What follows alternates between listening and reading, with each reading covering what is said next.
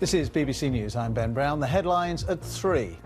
Thousands of homes are still without power after the devastating storms that swept across northern Britain this weekend. In Cumbria, police who were searching for an elderly man thought to have fallen into a river have found a body. Residents are still being led to safety. Many schools are closed and hospitals affected too. David Cameron will visit some of the worst hit areas this afternoon. Our emergency services did a brilliant job coping in very difficult conditions. We think first of the victims of the floods, but we make sure we learn any lessons afterwards. Also in the next hour, an inquiry says the driver of the Glasgow bin lorry that killed 6 people repeatedly lied about his medical history. The President of the European Council says he expects a deal at a summit in February to prevent Britain leaving the EU. The BBC understands the decision on whether to build a new runway at Heathrow or Gatwick looks likely to be delayed for at least 6 months. And Britain's changing society, how half the population now say they're non-religious.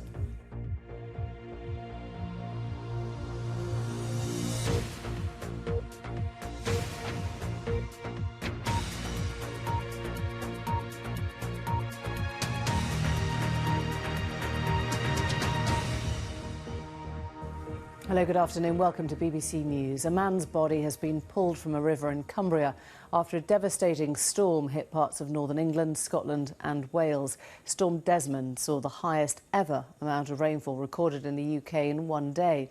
In Cockermouth in Cumbria, homes and fields were deluged after waters overtopped multi-million-pound defences that were built to protect the town after the last serious floods just 6 years ago. In Carlisle, rescue crews are still trying to reach all of those stranded in their homes. At least 5,000 families have been evacuated across the north of England and Scotland, while thousands are spending a third day without power. Christian Fraser has our first report. It is slowly receding. But this morning, Carlisle was still under several feet of water. The River Eden burst its banks on Sunday, and at the peak of the flooding, there were some areas of this city where ground floor rooms were filled almost to the ceiling. This is Carlisle United's football ground, a basin for the floodwater. There are whole neighbourhoods that remain cut off, the city centre dissected by a giant lagoon. This family were rescued from the garage of their property, down a ladder, into the waiting boat. Well, this is Warwick Road, one of the main routes through Carlisle, which frankly looks like a canal. There are still people in their houses down here who stuck it out for 36 hours, but it's cold, food and water is running out, and there are more and more calls coming in. The emergency rescue teams have come from all around the country, and they are busy. We've pulled out, well, evacuated probably 8 people so far. We've just been tasked with another one. It's a medical emergency. We've got an elderly lady down there. So some have tried to stick it out in their homes, I was just saying, but obviously with the electricity being out, it's grim, isn't it? It is, yeah. I mean, there's around about 2,500 properties affected. A third of those, the residents decided to actually stay put last night. They're now obviously thinking that was a sort of a bad decision and they want out. In Keswick, Appleby, Cockermouth, Kendal, across huge swathes of Cumbria, similar scenes. Over 3,000 homes and livelihoods destroyed. In Kendal, police discovered the body of an elderly man who fell into the River Kent yesterday. Storm Desmond delivered persistent, unprecedented rainfall, so much so that for the first time in living memory, a waterfall formed over Malham Cove in the Yorkshire Dales. This morning in London, the Prime Minister chaired a meeting of the emergency committee, Cobra. Our hearts all go out to those families who've been driven out of their homes by flood water, many of whom will have had a very worrying 48 hours, some people stuck in their houses or people stuck in care homes, and I think the emergency services have done a brilliant job. There are questions across Cumbria as to whether the flood defences built after 2005 and 2009 have worked. The Environment Agency uses sophisticated modelling to plan and predict these events, but seemingly not on this scale. The City Council in Carlisle has demanded an inquiry, but for now there are other priorities. In the days ahead, they will need to support thousands of residents who face a miserable new year. Well, dozens of residents in Carlisle whose homes were flooded are being allowed back into their properties to assess the damage. Our correspondent Sarah Corker has been visiting some of those who are now going back. Another day and another family is rescued from their flood-hit home in Carlisle.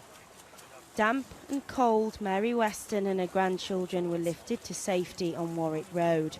We've been staying with my daughter. My youngest grandson's got diabetes type 1, so we needed to make sure that he was all right. He is fine, he's absolutely fine, but to get him out for safety as well. Others were returning to their properties to salvage what they could. I met the Paytons, who, like many here, have been through all of this before, back in 2005. I don't even know if I can speak, because it's the second time we've gone through it. And I'll just ask you instead then, so I know it's extremely difficult. What's happened to your property, and this has happened before, hasn't it? Downstairs is completely destroyed, and it's just heartbreaking because everything was set for Christmas, all the decorations were up, and it was just going to have a nice special family Christmas this year. The council has been busy unblocking drains, clearing gullies so that this flood water has somewhere to go. The levels have been dropping, but very slowly, and when the water does leave, behind is left rubbish, mud and sewage. Marion Riley was cleaning out her elderly mother's house where the floor had buckled. This is everything. This is the mess. This is my mum, as I say, trying to stop the water coming through the door. And then eventually they heard that sound, right? And she knew it was coming up through the floorboards. And there is a sense of resilience here. Across the road, another family stripped the floorboards, determined to get back for Christmas. For many, this is a flashback to the 2005 floods, and once again, the city is rallying together. Sarah Corker, BBC News in Carlisle. Let's cross to our correspondent in Kendal, Colin Patson. Just heartbreaking, some of these scenes, Colin. Talk us through where you are now. Yeah, we're on the banks of the River Kent, which runs through Kendal. We heard the very sad news this morning that the police have found the body of a man. We do believe it is the elderly gentleman who was reported missing yesterday morning at 10 a.m. He was found at Staveley, which is about 5 miles just outside of Kendal. But around us are the very familiar scenes of people cleaning up their businesses. This is possibly the most random item I have found in the street today. A till washed out of one of the riverside cafes here. We even spoke to Tim Farron, the local MP and leader of the Lib Dems, earlier in the news channel, and he told us that he was driving in his Volvo past the banks off a river when it burst, and he ended up having to abandon his Volvo, pull his 3 kids and a child belonging to a friend of theirs out of the car, and his car has been written off. But he says at least he has a warm, clean house to go home to. Not many people have that here. Lee Howard is a local resident, and tell us the situation that you've been through. Yeah, well, our home is just along the banks of the River Kent there, and yeah, unfortunately we were flooded on Saturday. Came about a metre high. Luckily we could stay at my mum's house, which is further up the hill in Kendal, but also my wife's business, which is further down the river. That was also badly affected, again about a metre. So that's the sort of our focus at the moment, as we're a bakery and sort of trying to prepare for Christmas. And so you should be baking Christmas cakes instead you're cleaning out water. We should, yeah, absolutely, yeah. I mean, how bad a time is that for it to hit you? Well, it is the worst time. Yeah, just now as well, because we're just in the process of getting the orders out, and we had, I don't know, hundreds and hundreds of Christmas cakes ready wrapped, all labelled, all ready to go out to orders, and they're all ruined now, unfortunately. Yeah. Some people will be watching this thinking, listen, we know we get flooding, and you don't get as much sympathy as you might get because they say, well, they live by a river, they should know. What would you say to them? Absolutely, I agree. Yeah, that's true. But this has never happened here before to this extent. I've lived here for 40 years, and it's really unprecedented. It's never happened. Yes, we get sporadic parts of flooding, little areas get flooded, but not to this extent. And our house, as far as I'm aware, hasn't flooded, well, ever, as far as I'm aware, yeah. So where do you go from here? How do you start to rebuild your life? Well, you just do, don't you? You carry on, you try and get on with it, you know, look on the bright side, all those positive things, and sort of get a lot of help from friends and family. Has it made you consider whether you want to stay here now? Certainly, I will stay in Kendal, absolutely. It's perhaps made us think about having both our home and business in close proximity to the river. I think that it's perhaps made us think about having both our home and business in close proximity to the river. I think that things there may need to change, yeah, certainly. What should have changed before? I mean, we're hearing a lot of talk about the flood defences not being brought in. How much of a difference would they have made? I honestly don't think, certainly for Kendal, I can only speak for here, I don't think flood defences would have made a difference here, because the River Kent, it can rise quickly, but it always goes down quickly as well. So we do get heavy rain, but the rain I think we had on Saturday it felt unprecedented. It felt like something that we'd never experienced before, really. Unprecedented is the word we keep hearing, isn't it? Absolutely, yeah. And I should point out as well, across there is the BBC in Kendal, which is shut because it is flooded too. Colin, thank you very much indeed. Thanks. Well, let's go now to our chief political correspondent, Vicky Young, who's in Westminster for us. And Vicky, let's just talk about the political fallout of all of this, because Labour saying that people affected by the flooding over the weekend will be angry at David Cameron's broken promises. Yeah, that's right, and they're referring to spending on flood defences over the years. And although capital spending on those flood defences was kept at a certain level, on the other side of it, which is the flood maintenance, Labour say that actually that hasn't kept pace with where it should have been. They are suggesting that actually that has fallen back over the years. And there are some interesting strategic issues here, if you like. Listening to David Cameron today, we're about to hear from Liz Truss, the Environment Secretary, who's going to make a statement in the House of Commons at 3:30.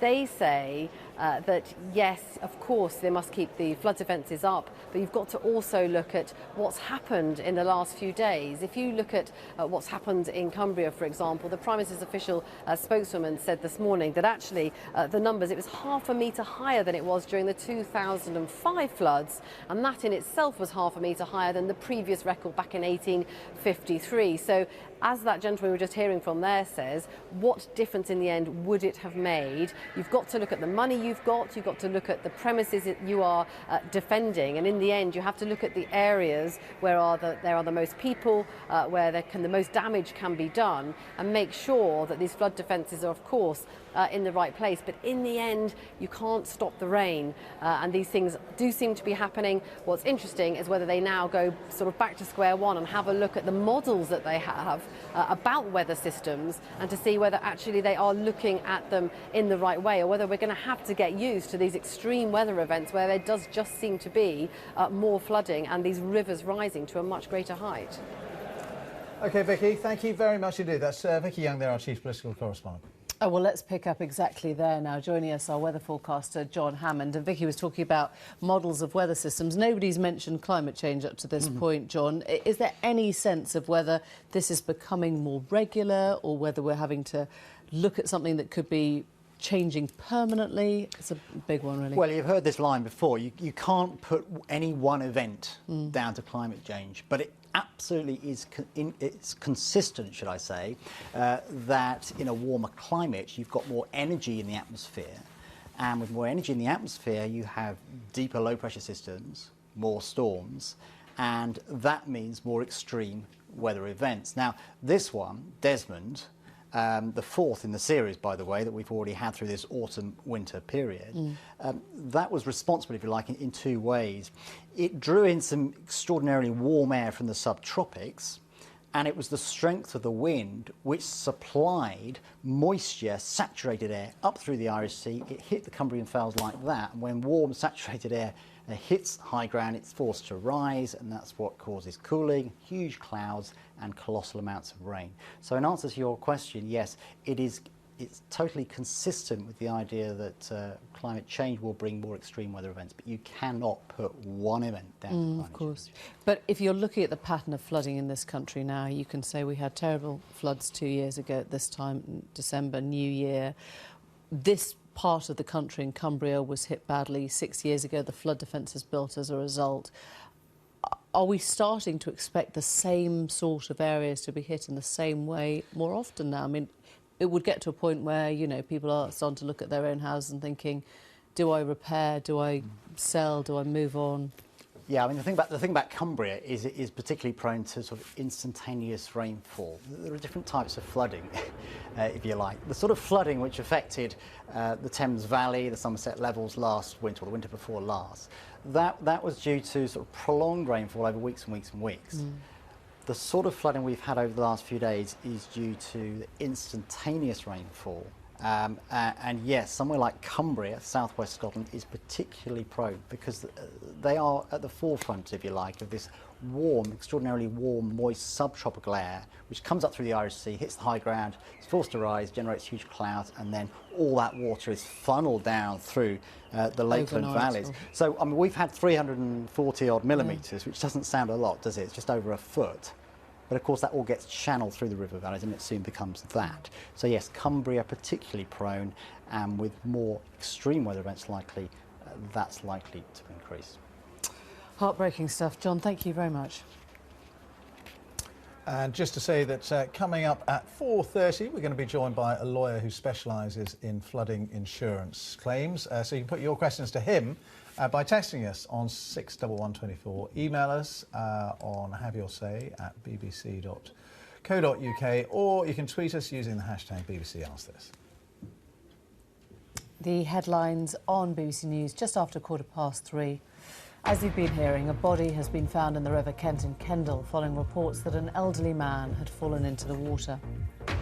The inquiry into the Glasgow bin lorry crash in which 6 people died last December has found the tragedy could have been avoided if the driver had not lied about his history of blackouts. The President of the European Council says there's a strong will among EU countries to satisfy British demands for reform. And in a moment, the BBC has learned that a decision on whether to build a new runway at Heathrow or Gatwick now looks likely to be delayed for at least 6 months. And in sport, suspended FIFA president Sepp Blatter is being investigated by the FBI over his role in a bribery scandal the BBC has discovered. It's alleged that a sports marketing company paid FIFA officials in return for TV rights during the 1990s. England batsman